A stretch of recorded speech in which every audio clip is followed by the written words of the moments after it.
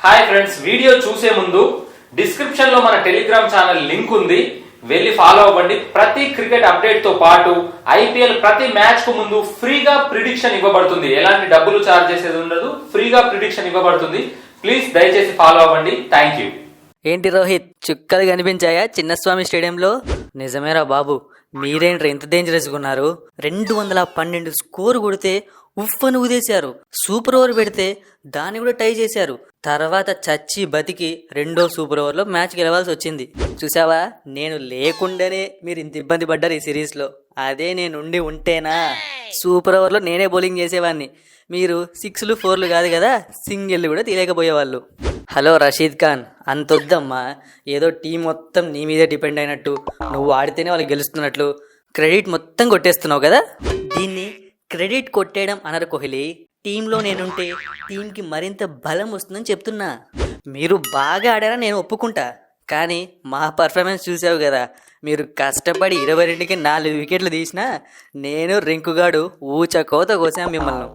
అంతొద్దు రోహిత్ అన్న, నేను మ్యాచ్లో లేను, అందుకే మీరు అంత స్కోర్ కొట్టినారు. లేకుంటే 22కి 4 పడ్డాయి కదా, ఇంకొక 20 ఇచ్చి ఆల్అౌట్ చేసేవాళ్ళం. నిన్న నా బ్యాటింగ్ చూశాక కూడా నువ్వు ఇంతలా మాట్లాడుతున్నావంటే నీది చాలా పెద్ద గుండెరా. ఆ గుండె 10 కలల పాటు బ్రతకాలి. సరేలే, అయ్యిందేదో అయ్యింది. మొత్తానికి T20 వరల్డ్ కప్కు ముందు లాస్ట్ T20 ఆడేశారు. మాపై సిరీస్ కూడా గెలిచేశారు. All the best. Thank you Rashid Khan. ఇలా స్పోర్టివ్గా ఉండాలి. కొన్ని టీమ్స్ ఉంటాయి, అసలు విజయాలు వస్తే గాల్లో ఉంటారు, ఓటములు వస్తే మా మీద పడతారు. I like the spirit man. సరే సరే అన్న, నేనుంటే పరిస్థితులు వేరే ఉండేది. గెలిచినారు కదా, నేను కూడా ఆల్ ది బెస్ట్ చెప్తున్నా. అబ్బా ఏంటో రోహిత్ శర్మ, నువ్వైతే సూపర్గా ఆడావు, కానీ నేనే కొంచెం స్లోగా ఆడుండాల్సింది. అవును కోహ్లీ, నువ్వు స్లోగానే ఆడతావు కదా, ఎందుకు సెకండ్ T20 నుంచి వచ్చి రాగానే హిట్టింగ్ చేయాలనుకుంటున్నావు? సెకండ్ T20లో బాగానే వర్కౌట్ అయింది, కానీ అక్కడ కూడా త్వరగా అవుట్ అయ్యావు. ఇక ఈ20లో షార్ట్ పిచ్ బాల్ పడింది, కొంచెం సింగిలో లేకుంటే వదిలేయడం అలాంటివి చేయొచ్చు కదా. లేదు రోహిత్ శర్మ, ఇంకా మహా అయితే 3-4 సంవత్సరాలు ఆడతాం క్రికెట్. ఈ 3-4 సంవత్సరాలు ధనాధన్ బ్యాటింగ్ చేయాలని ఫిక్స్ అయిపోయినా.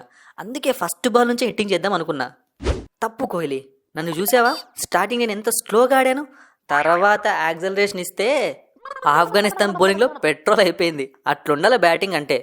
అవును రోహిత్ శర్మ, నువ్వు చెప్తున్నది కరెక్టే. నేను నార్మల్గా ఎలా ఆడుతానో అలానే ఆడుతూ ఇప్పటి నుంచి హిట్టింగ్ చేయడానికి ట్రై చేస్తా. ఇంకెక్కడుంది విరాట్ కోహ్లీ? అయిపోయింది కదా ఇంకా ఈ T20లు. ఇక నెక్స్ట్ ఐపీఎల్లోనే నీకు ఛాన్స్ వచ్చేది, అక్కడ చూసుకో. దాందే ముందు రోహిత్ శర్మ, ఈసారి ఆరెంజ్ కప్ కొట్టి పడేస్తా. అయినా కొంచెం భయపడ్డాను కోహ్లీ ఈ మ్యాచ్లో. సెకండ్ సూపర్ ఓవర్ వరకు మ్యాచ్ పోవడమేంది, అది మనముండగా.